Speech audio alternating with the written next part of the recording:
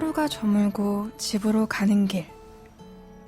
많은 것을 했지만 아무것도 하지 않은 것 같은 꼭 그런 기분이 드는 지친 퇴근길. 이대로 들어가기엔 조금 아쉬우니까 한 정거장만 먼저 내려 우리 같이 걸어볼까요? 최유리와 함께 퇴근길 한 정거장.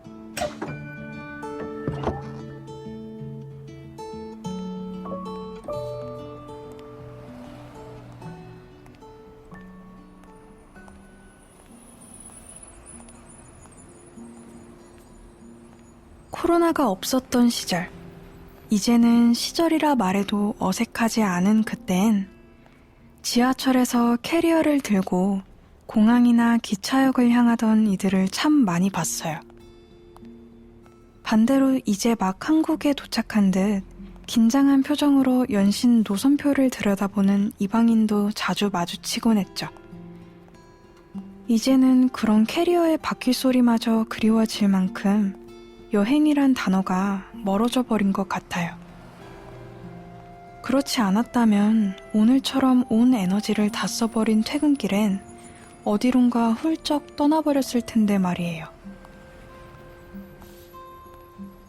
생각만 하면 더 아쉬워질 수도 있으니까 오늘 퇴근길엔 같이 가상의 여행을 떠나보면 어떨까요? 가능하다면 아주 멀리, 시간도 공간도 아주 먼 곳으로 말이에요. 장소는 제가 정해뒀으니까요. 그냥 따라오시기만 하면 됩니다. 그럼 퇴근길 상상의 여행 가이드를 믿고 비행기에 올라볼까요?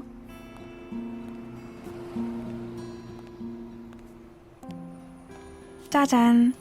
믿기지 않겠지만 여기는 프랑스 파리예요. 파리에 도착한 이방인이라면 누구나 이곳 세느강을 거닐죠. 세느강은 좁은 폭 덕분에 강변 양쪽의 풍경을 한눈에 담을 수 있어요. 이것은 행운이자 불행일 텐데요. 목적지가 분명한 여행자에게는 불행에 가까울 것이에요. 왜냐하면 감탄사에 더뎌진 걸음이 도착을 방해할 테니 말이에요. 물론 이 아름다운 강을 거니는 이들의 걸음이 예외 없이 빨라지는 순간이 있어요. 그것은 바로 강변 사이로 시태섬이 등장한 그 순간이죠. 세느강의 중심에는 두 개의 자연섬이 있어요. 그중 시태섬은 이방인이라면 빼놓지 않고 들러야 하는 명소인데요. 이곳이 파리가 시작한 땅이라는 역사적 사실까지 알 필요는 없을 거예요. 왜냐하면 이 섬에 서 있는 노트르담 성당, 이것만으로도 시태섬을 찾을 이유는 충분하니까 말이죠. 이 웅장하고 역사적인 성당이 강 너머로 보이는 순간이면 어떤 침착한 이라도 걸음을 재촉하게 되죠. 지금 당신의 걸음처럼 말이에요.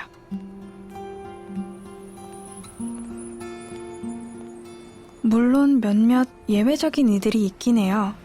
예를 들면 해밍웨이, 피츠제럴드, 제임스 조이스 같은 1900년대 초 예술의 도시 파리를 찾았던 작가들 말이죠. 이들은 웅장한 성당 대신 어떤 장소에 시선을 빼앗겨 다리를 건너기 전 그곳으로 향했는데요. 맞아요. 우리가 함께 여행할 바로 그곳이에요. 지금은 아니지만 낮은 물가와 집세를 찾아 파리에 도착한 이들이 있었어요. 그들을 두고 작가 거트루드 스타인은 잃어버린 세대라는 이름을 붙여주었는데요. 이를 대표하는 인물이 바로 해밍웨이입니다. 미국과 캐나다에서 기자 생활을 하다 특파원 자격으로 파리에 도착한 해밍웨이는 파리에서 피츠제럴드를 비롯한 수많은 동시대 예술가들을 만났어요. 그는 낮에는 글을 쓰고 밤에는 파티에 참석해 동시대 예술가들과 교류를 했죠. 그리고 아침이면 어김없이 한 서점을 찾았는데요. 그곳이 바로 오늘 우리의 목적지 셰익스피어 앤 컴퍼니입니다. 미국인 실비아 비치는 미국에 자신이 좋아하는 유럽 문학을 소개하고 싶었어요. 그래서 유럽 문학만을 파는 서점을 미국에 차리려고 했죠. 하지만 미국의 높은 집세는 실비아 비치의 꿈을 좌절하게 했고 그녀는 미국에서 서점을 내는 꿈을 포기해야 했습니다. 대신 그녀는 다른 예술가들처럼 파리로 시선을 돌리는데요. 장소가 바뀌다 보니 계획도 완전히 바꿔야 했어요. 그녀가 선택한 방법은 바로 미국 문학을 유럽에 소개하는 서점을 내는 것이었죠. 사실 셰익스피어 앤 컴퍼니가 원래 위치한 곳은 지금과 달랐어요. 서점은 더욱 집값이 싼 파리의 뒷골목에 처음 세워졌는데 외진 곳이었기에 마찬가지로 가난했던 젊은 예술가들이 되려 편하게 이곳을 찾을 수 있었어요. 그래서 셰익스피어 앤 컴퍼니에는 해밍웨이, 제임스 조이스, 앙드레 지드 같은 젊은 예술가들이 모이는 일종의 살롱 역할을 하기도 했어요. 문제는 젊고 가난한 예술가들이 주요 고객이다 보니 경영에 어려움이 닥쳤고 결정적으로는 실비아 비치가 나치 장교에게 조이스의 피네간의 경야를 팔지 않겠다고 했던 사건이 발단이 되어 나치에 의해 폐업을 하고 말았어요. 그렇게 거장들의 아지트 역할을 했던 셰익스피어 앤 컴퍼니의 간판은 사라져버리고 말았죠. 하지만 다행히 그녀의 뜻을 이어간 이들의 노력 끝에 우리가 지금 서 있는 이곳, 시태섬에 다시 간판을 올릴 수 있었어요. 이는 어쩌면 우리 같은 이방인들에게는 축복일지도 몰라요. 왜냐하면 이곳에서 정면을 바라보면 세느강과 시태섬, 그리고 노트르담 성당을 여유롭게 즐길 수 있고 서점의 옆으로는 동명의 카페가 생겨 커피 한 잔을 마시며 세느강을 거닌 피로도 풀 수 있기 때문이죠. 말 나온 김에 여기서 조금만 쉬고 갈까요?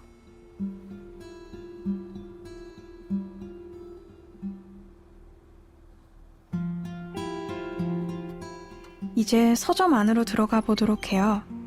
이곳은 최초에는 회원제 도서 대여점 개념으로 운영했어요. 책을 살 돈이 부족했던 가난한 예술가들은 이곳에서 마음껏 책을 대여해 볼 수 있었는데요. 비밀을 하나 알려드리자면 대부분 연체 회원이었다고 하네요. 그리고 특히 제임스 조이스의 연체는 기록적이었다는 기록이 남아있기도 해요. 아무튼 그렇게 모여든 이들의 명성이 높아질수록 서점의 평가도 높아졌어요. 이렇게 셰익스피어 앤 컴퍼니 서점을 다녀간 예술가들과 그들의 이야기를 듣고 있자면 누구나 이곳에 회원이 되어 해밍웨이와 같은 회원증을 발급받고 싶어지죠. 그리고 운이 좋다면 해밍웨이가 대여해간 책 대여증 뒤로 자신의 이름을 남기고 싶기도 할 거예요. 하지만 아쉽게도 현재는 일반 서점처럼 도서를 판매하는 데 집중하고 있어서 회원가입은 받고 있지 않아요.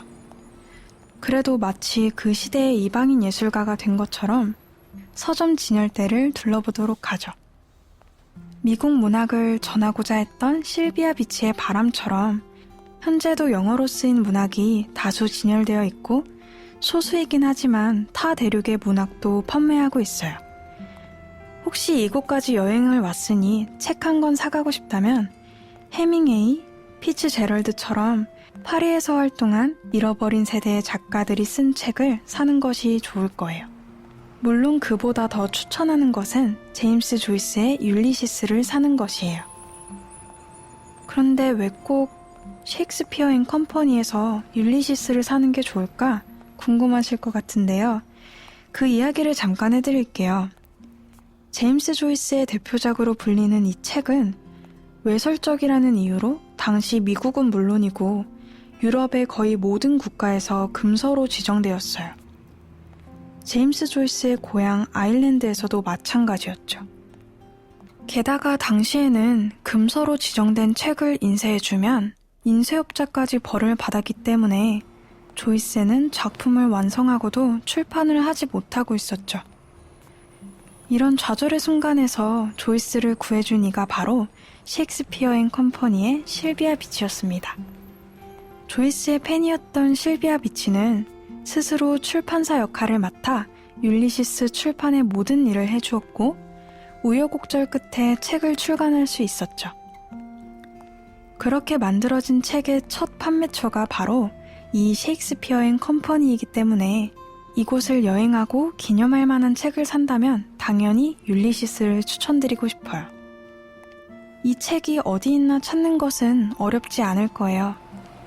이러한 역사적 사실을 서점 직원들도 자랑스러워하는지 율리시스는 가장 잘 보이는 진열대에 자리 잡고 있으니 말이죠.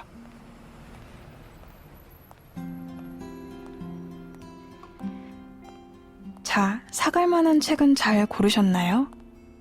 그렇다면 짧은 여행이 아쉽지만 현관 너머 포근한 침대가 우릴 기다리고 있으니까 서둘러 돌아가 볼게요.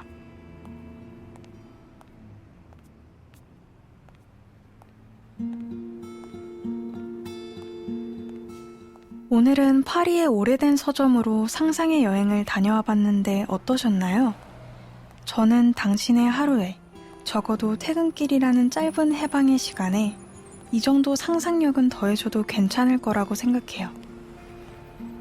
당신도 동의한다면 가끔 이렇게 퇴근길의 상상여행도 같이 떠나보도록 해요.